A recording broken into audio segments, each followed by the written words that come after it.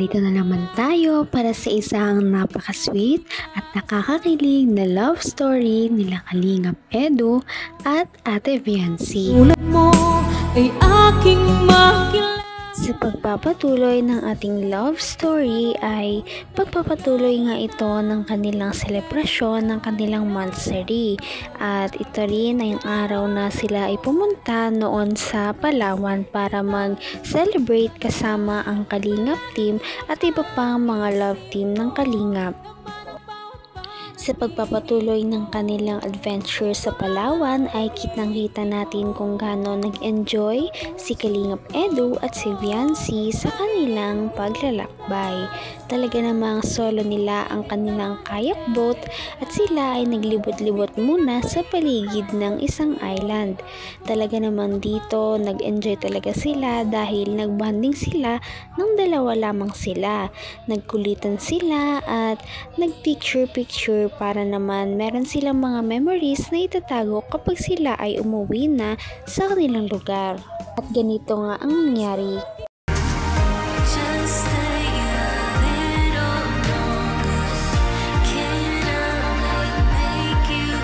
Alright guys, let's go!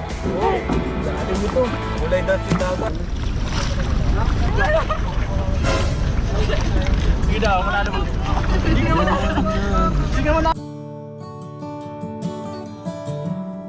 Ano mo? Sige daw, kita ka, hawak kita. Sige mo, maga? Okay, no? Ano, kaya mo na? Ano, kaya mo? Lirang pa ito. Ano, di marunong Jetsu? Ha? Di ako marunong? Di marunong si Jetsu. Marunong bro. Alalayan mo. Di marunong. Kinilig talaga ang mga viewers dahil sa napanood nilang ginawa ni Viancy at Kalingap Edu. Doon nga ay lulusong si Viancy sa tubig galing sa isang boat. Ngunit nagulat siya dahil ito pala ay napakalalim, kaya naman nandyan talaga si Kalingap Edu na to the rescue naman. Si Viancy ay biglang napayakap at napahawak kay Kalingap Edu dahil sa takot.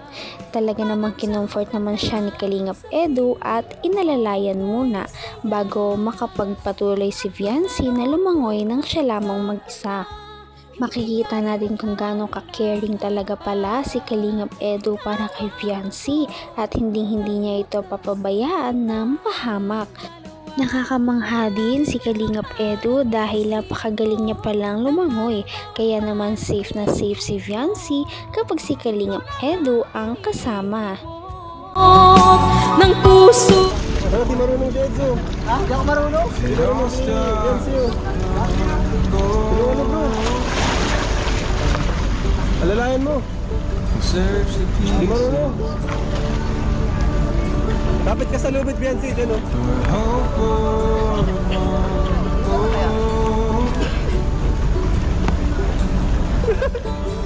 Yan!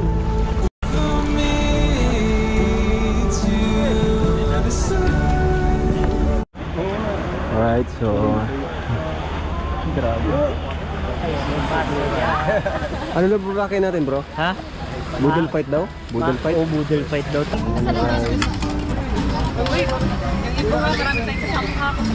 Salamat. So guys, konti ka na. Para dito guys. Buti nga at noong una lamang natakot si Viancy dahil nung tumagal ay kinaya na rin na mag-enjoy at lumangoy na mag-isa. Pagkatapos naman noon ay talagang napagod ang Kalingap team, kaya naman sila muna ay kumain ng sama-sama at pagkatapos noon ay naglaro ng mga iba't ibang activities na pwedeng gawin doon sa island. Kahit pagod ang Kalingap team ay talagang kitang-kita na sila ay nag-enjoy sa kanilang adventure. Pagkatapos nga nilang kumain at maglaro ay nagpatuloy na sila sa kanilang paglilibot sa kabila ng mga island. Sila ay sumakay na naman sa boat at papunta sa island na yun ay nagtabi na naman si Kalingap Edu at Viancy. Talagang hindi niya mapabayaan si Viancy na mag-isa dahil nga ito ay first trip ni Viancy na hindi kasama ang kanyang pamilya. Napaka-boyfriend material talaga ni Kalingap Edu.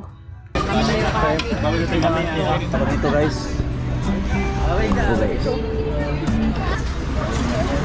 Kaya na kayo kuya? Sige lang sir. Alright, so pang-apat na island na po tayo. Ano yung mga napuntahan natin bro? Ha? Ano yung mga napuntahan natin island? Secret Island, Secret Island. Ha? Big Lagoon. Basta, ha? 7? Island po? Minilok Island po. Ha? Minilok Island. Pero nandito tayo sa spot ng ano, ng Secret Lagoon. Ah, Secret Lagoon. Secret Lagoon po tayo. Wow.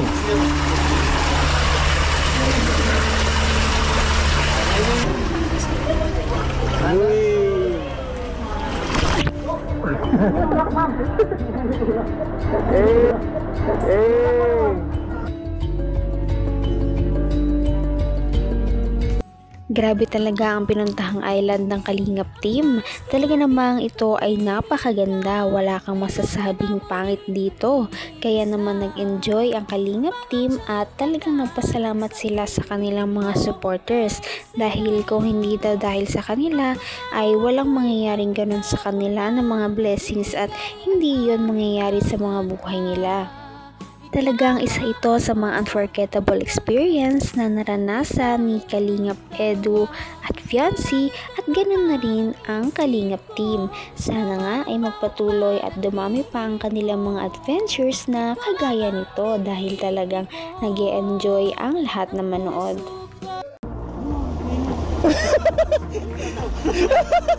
Dan!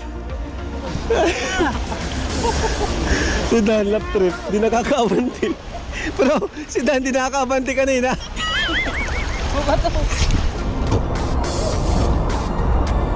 Si Dan eh. So dito na tayo sa pinagkakaguluhan.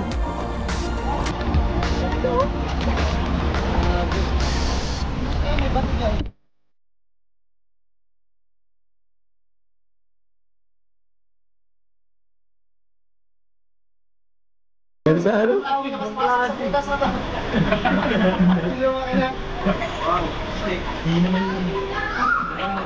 Shisha ball.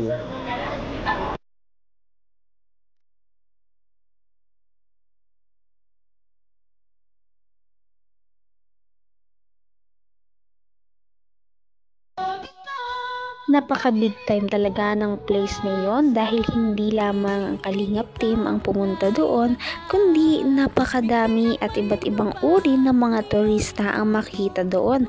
Talaga naman pinagkakaguluhan ang island na yon. Kahit pagod ay talagang nagbibiroan pa rin ang Kalingap team, kaya naman kitang-kita ang kanilang enjoyment na nadarama at talagang sinusulit na nila ang mga oras na nandun sila sa island na yon. Bago sila umalis sa island na yon at magpahinga ay nagpicture-picture muna silang lahat na Kalingap team, kaya naman natuwa ang mga viewers dahil nakaka-touch kung gaano nakalayo ang narating ng Kalingap team dahil sa kanilang pagtulong sa kapwa.